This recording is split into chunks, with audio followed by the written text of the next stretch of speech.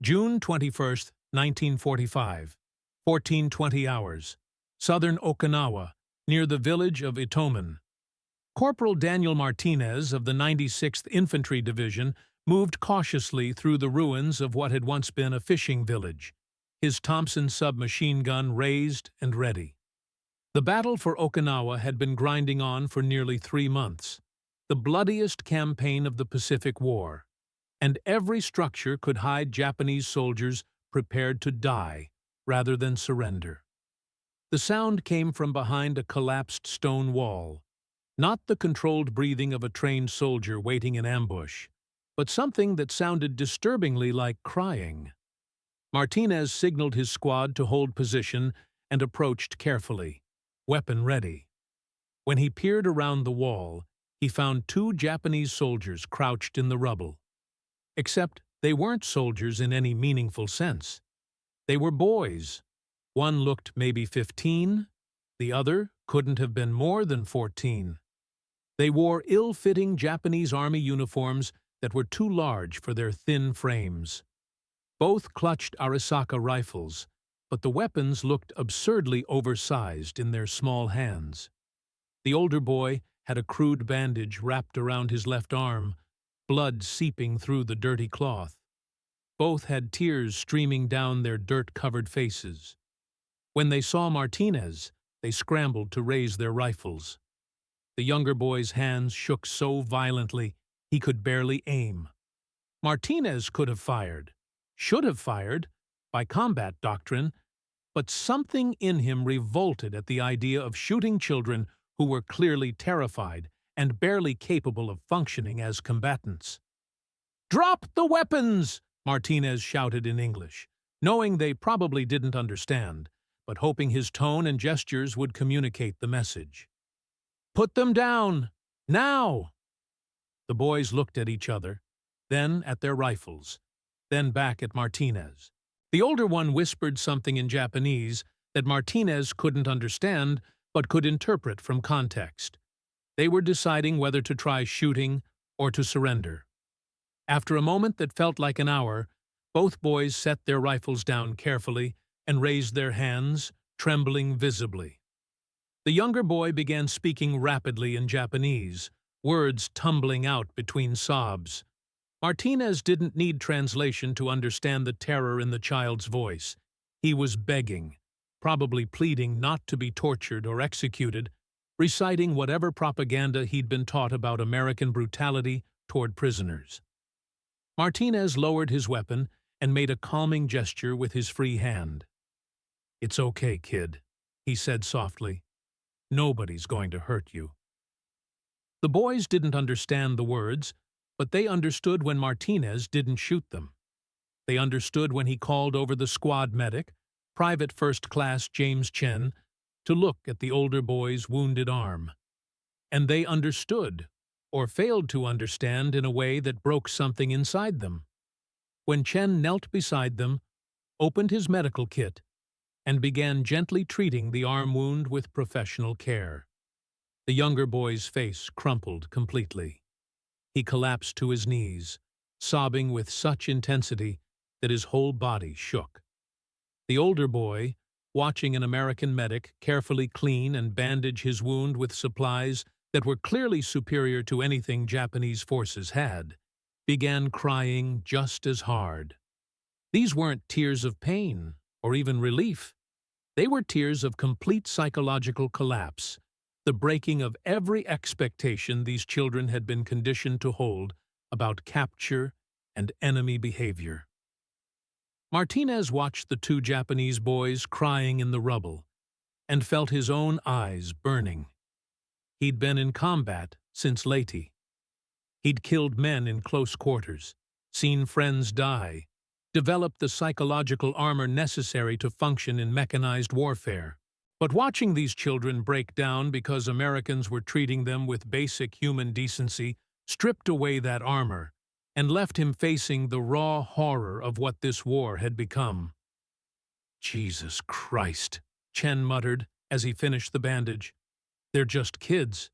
They're babies." For 2 Japanese boys who'd been trained to die for the emperor and taught that capture by Americans meant torture worse than death. That moment of mercy created a transformation more profound than any battlefield conversion. Everything they'd believed about enemies, about honor, about duty and death, all of it crumbled in the face of an American medic treating a wound and an American soldier offering a canteen of clean water instead of delivering the execution they'd been promised. The systematic sacrifice of youth. By June 1945, Imperial Japan had progressed from tactical use of child soldiers to systematic consumption of its own young in desperate attempts to delay inevitable defeat. The Volunteer Fighting Corps, student mobilization, and various youth military organizations had drafted hundreds of thousands of teenagers into combat and support roles throughout the shrinking empire. The statistics documented Japan's cannibalization of its future. Japanese boys aged 14-17 mobilized for combat roles, 1944-45, approximately 250,000, 300,000. Deployed to Okinawa specifically, estimated 15,000, 20,000. Child soldier casualties on Okinawa, approximately 5,000, 7,000 killed, 3,000, 4,000 wounded. Captured by American forces, approximately 2,500, 3,500. Average age of captured Japanese child soldiers, 15.8 years. Percentage who attempted suicide rather than surrender, estimated 15 to 20%. Training period before combat deployment, typically 2 to 4 weeks. Percentage who believed Americans would execute or torture prisoners, approximately 95% plus. The child soldiers deployed to Okinawa had received minimal military training but extensive ideological conditioning. They'd been taught that death in battle was glorious, that the emperor was divine, that Americans were barbaric demons, and that surrender was the ultimate dishonor that would shame their families for generations. Many carried cyanide capsules or grenades specifically for suicide rather than capture. The psychological conditioning was so thorough that captured child soldiers often couldn't process survival. They'd spent weeks or months preparing themselves psychologically for death, accepting it as inevitable and honorable.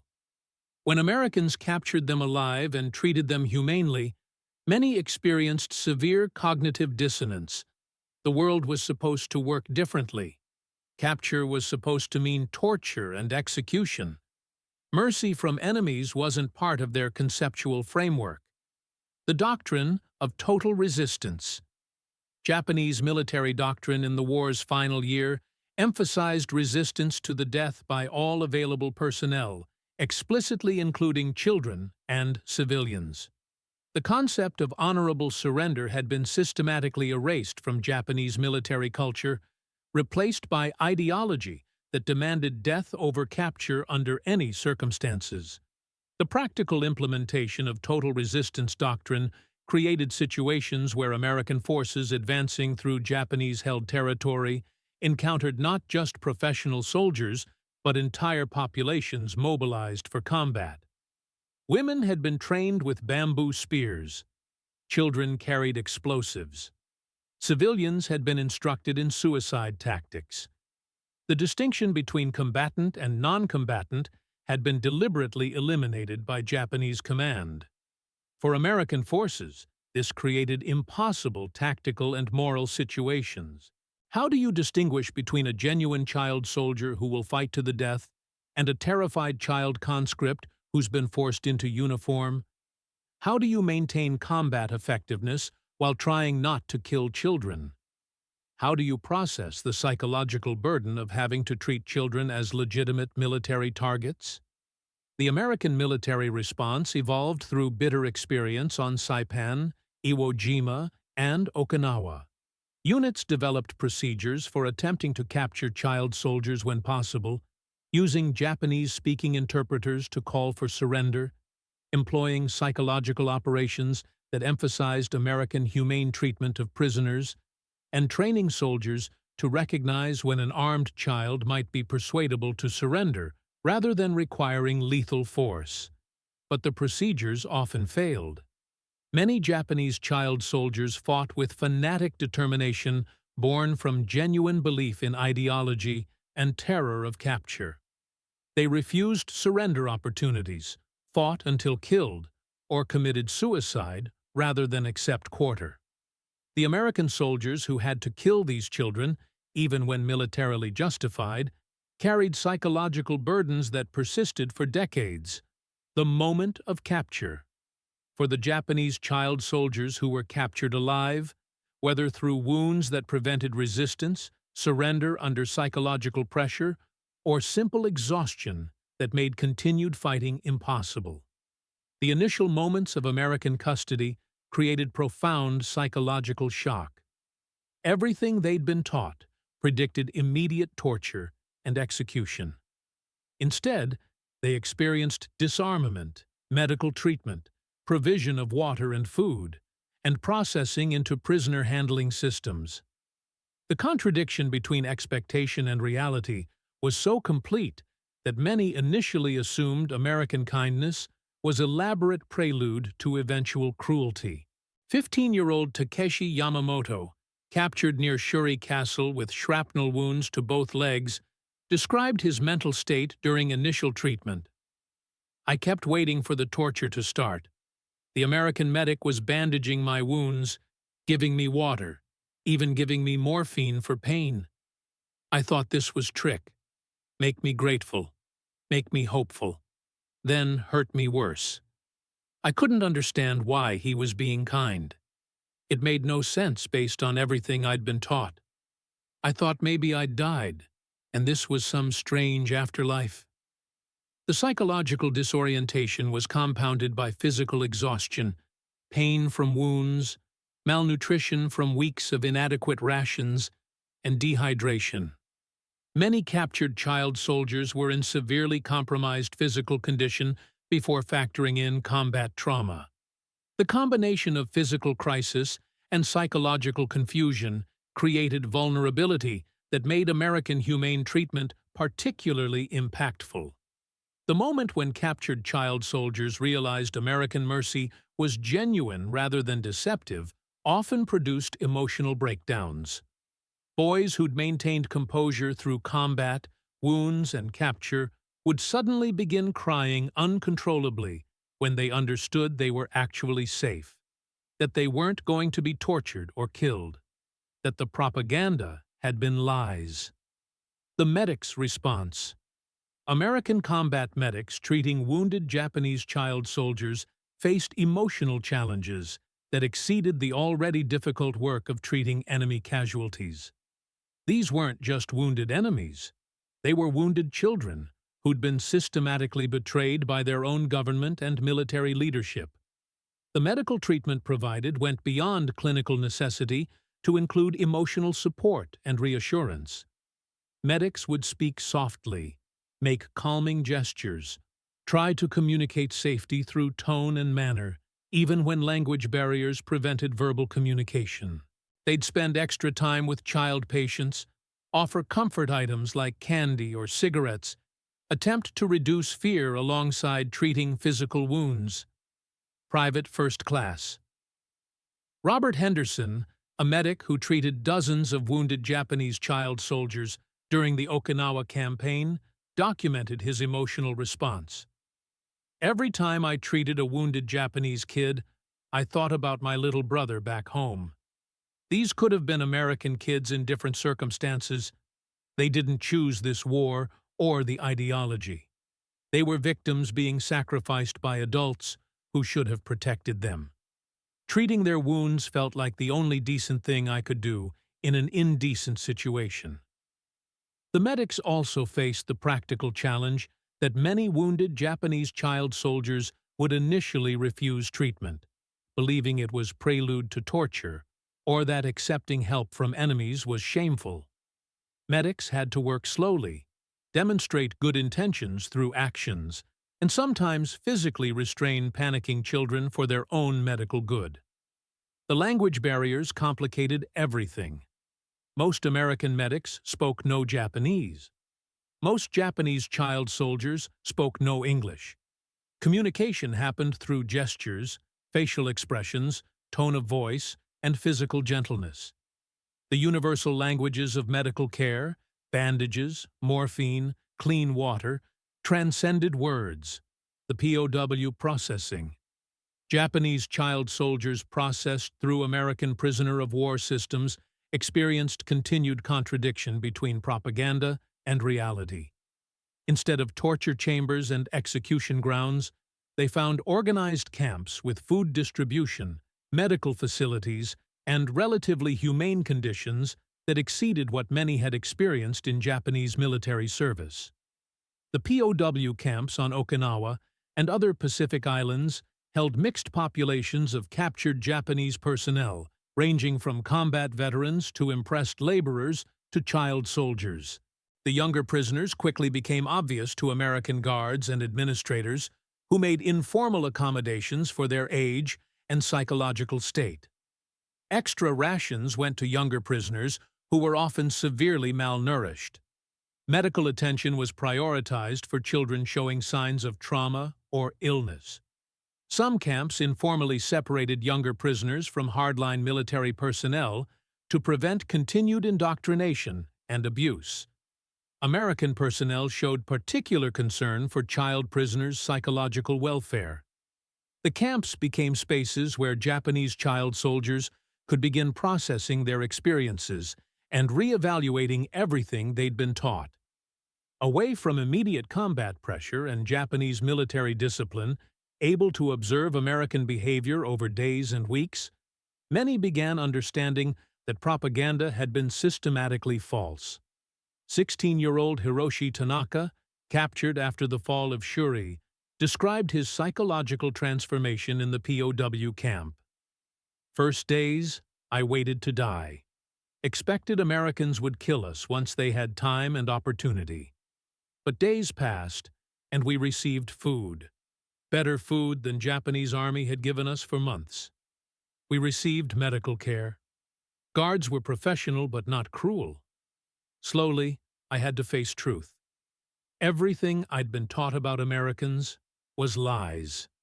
That realization was more painful than my wounds. The cultural bridge. Despite language barriers and cultural differences, American personnel and Japanese child prisoners found ways to communicate and build limited rapport. The universal experiences of youth, missing families, wanting to go home, hoping for survival, created common ground where nationality became less important than shared humanity. American soldiers would teach English words to Japanese children who were eager to learn. Japanese boys would teach Americans basic Japanese phrases, write kanji characters, explain cultural practices.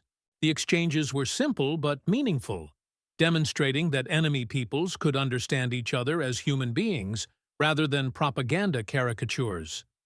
Food sharing became a particularly important form of communication. American soldiers would offer Japanese child prisoners candy, gum, cigarettes, or treats from care packages sent from home. The gifts weren't just material, they were demonstrations of goodwill, evidence that Americans saw Japanese children as worthy of kindness rather than objects of hatred. The cultural exchanges also included recreation. Guards would organize baseball games, teach American sports, play cards with prisoners. Japanese children who'd been raised to view Americans as culturally inferior discovered Americans had sophisticated civilization with its own arts, music, and traditions. The exposure challenged racial superiority ideology that had been central to Japanese militarism. Staff Sergeant Michael Romano, who supervised a POW camp section holding many young prisoners, described the relationship building. At first, the Japanese kids were terrified of us. Gradually, they realized we weren't going to hurt them. Some started approaching guards, trying to communicate, showing us photographs of their families. We'd show them pictures of our families. Despite the language barrier, we'd find common ground. Both sides missing home, both sides tired of war, both sides wanting it to end so we could return to normal life. The psychological healing, the extended time in POW custody, allowed Japanese child soldiers to begin psychological recovery from both combat trauma and ideological conditioning.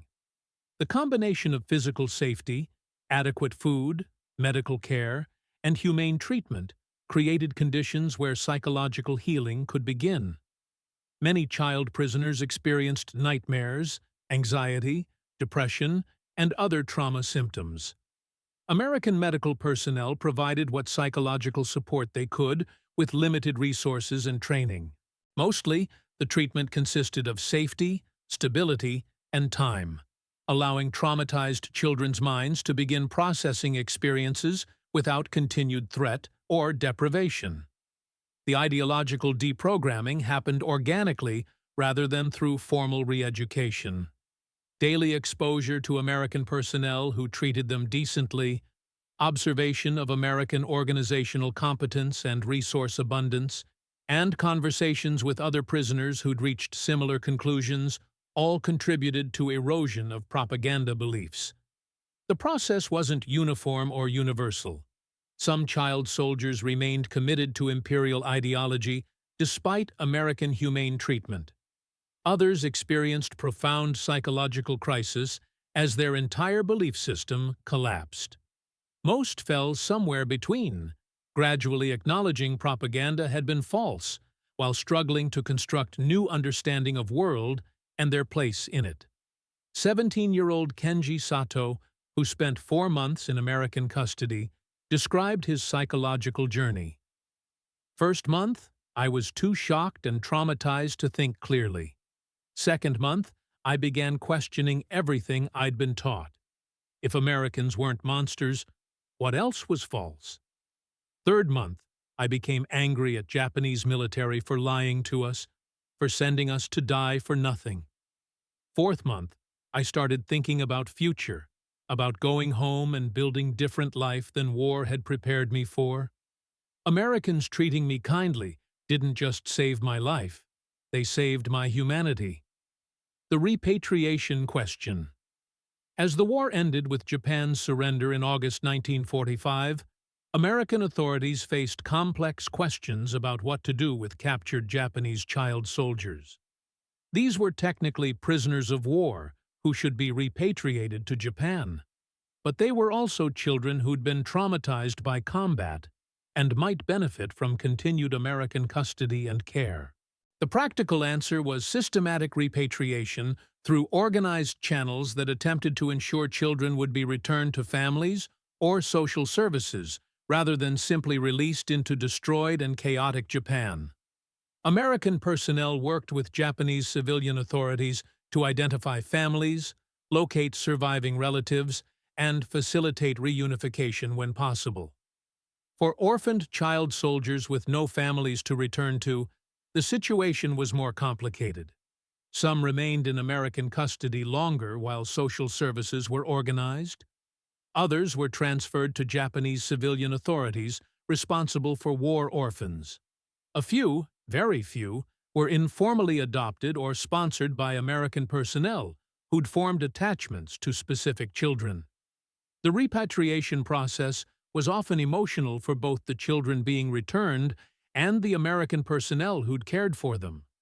Bonds had formed across enemy lines, relationships had developed between captors and captives, and saying goodbye required acknowledgement that these connections had been meaningful despite the context of war. The American legacy.